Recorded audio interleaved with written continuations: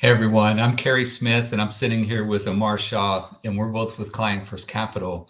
And today we're talking about Client First Capital. We're talking about who we are as a firm, and what we do, what our philosophy is, what our process is, and who we are as a team. And so I'm just looking forward to this conversation. Amar, anything to add to get us started? No, I think that was great. This is a good old get to know you type video. Yes, it is. So, well, let's talk. Let's start with the team. And Yeah. so, we're a small firm in the sense that we have four people, right? And between the four of us, gosh, I don't know how many years of total financial services experience we have. I've been in the industry over 35 years, and Amar, you're coming up on 20 20 plus. years. Yeah. 20 plus Okay. years. Yeah. Started Yeah. in 2004. Wow. That feels like a lifetime ago. Yeah. Well, I will, if we're going to throw out years, I started in financial services when I left the Navy in 1987. So it's been a minute. But, but the benefit is, I've learned a lot along the way. And so we have a very strong team. From a certified financial planner perspective, we have 45 years of experience there. We have a CFA, that's you, Amar, our Chief Investment Officer, right? Yeah. And what's nice about that team is all four of us, from where we sit, from our desk, we can see the clients, right? So no one is behind the scenes, and we're all client facing. We're all here to make sure that our clients are heard and understood, and that we're able to serve them with whatever their financial needs are. Yeah, absolutely. And the only thing I would add to that here, Carrie, is that yeah, we've been in this business for so long. We've seen hundreds of thousands of people make this transition into retirement, live throughout retirement, and seen the other side of retirement. And so we have a vast experience to pull from things that clients may face in the future during this transition. Yeah, that's right. That's right. And as you know, I think maybe this goes without saying, but countless family members that we've needed to engage with along the way to help them make sure that they have the same continued success. And so, how about let's talking a little bit about our philosophy. And Mar, this really is your area of expertise and something you spend a lot of time on. But maybe you get us started in that part of the conversation. Yeah, absolutely. From a financial planning standpoint, I think it's important to identify where we focus, right? Our focus is investments, tax planning, estate planning, and charitable giving. So those four things have so much interconnectivity that we want to make sure that we create a strategy that combines the values from all four perspective, right? And it's easy to add a lot of complexity to one's situation. And what we focus on is the simplicity, right? How do we keep solutions simple, they're easy to understand, and they're easy to execute on, and that also give us some bang for our buck in terms of all these different categories. Oftentimes we find that bad decisions are often hidden in layers of complexity, and you don't find out until 2 or 3 years later, and at that point it may be hard to undo any of the planning that you have done.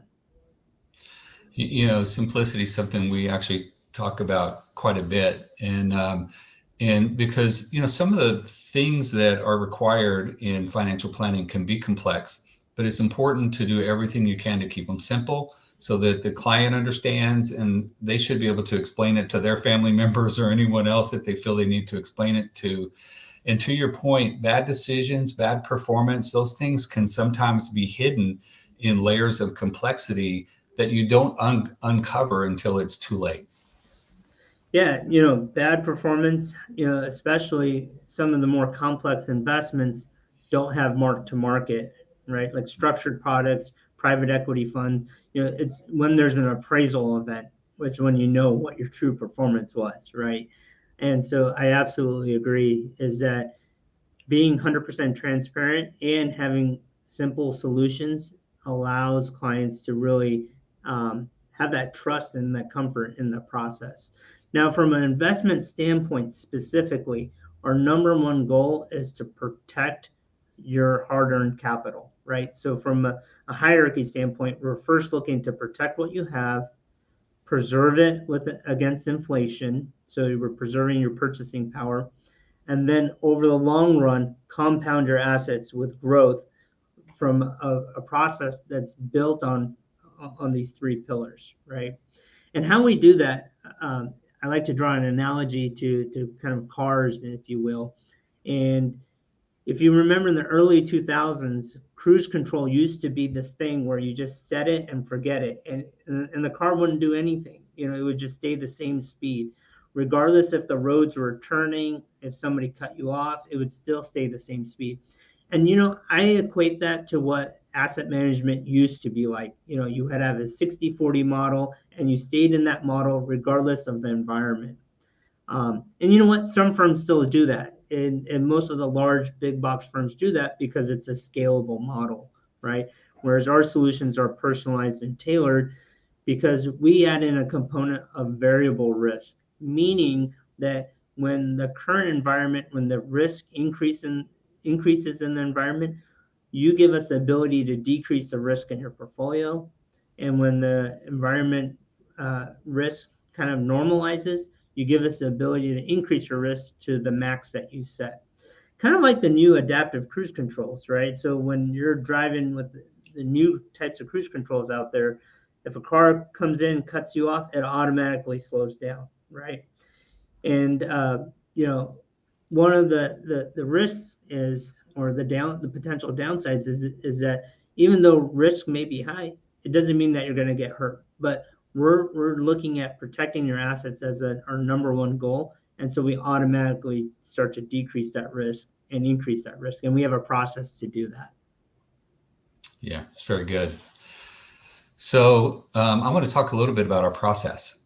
And so, whenever we begin to meet with a new client or potential client, one of the first things, of course, is to get to know them a little bit better, get to understand, what their goals are, what their values are, what they're looking to accomplish, all of those sorts of things. And so, there's several steps in this process, but that first step is really just to get to know a person, and then also, for them to get to know us a little bit as well.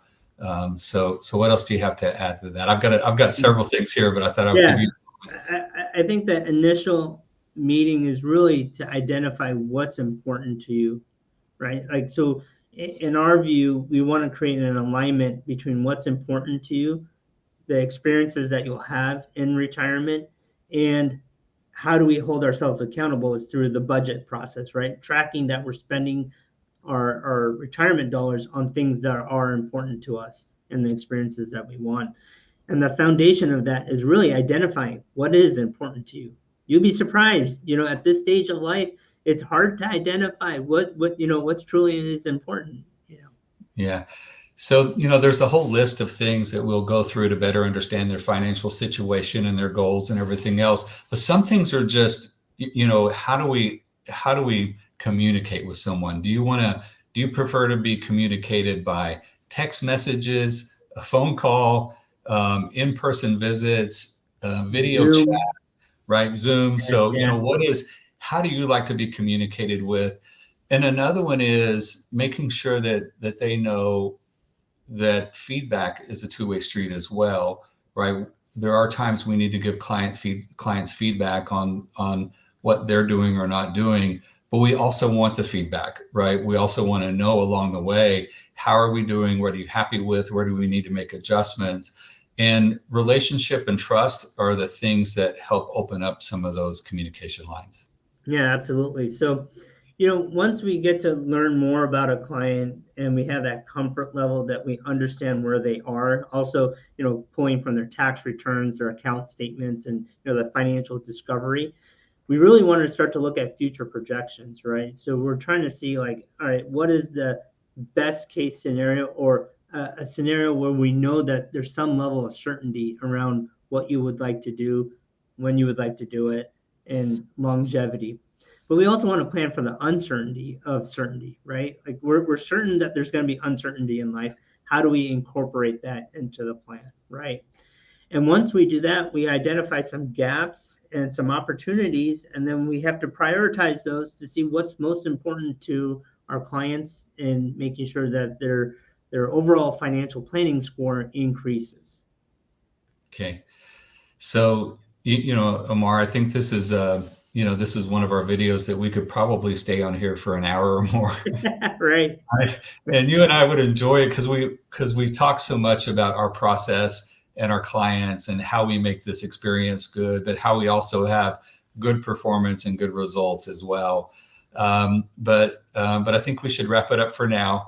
But what I hope is someone who sees this, feels good about reaching out to us, learning more about us as a firm, allowing us to learn more about them. Absolutely. Sounds good, Cary. Thank you. Thanks, Amar.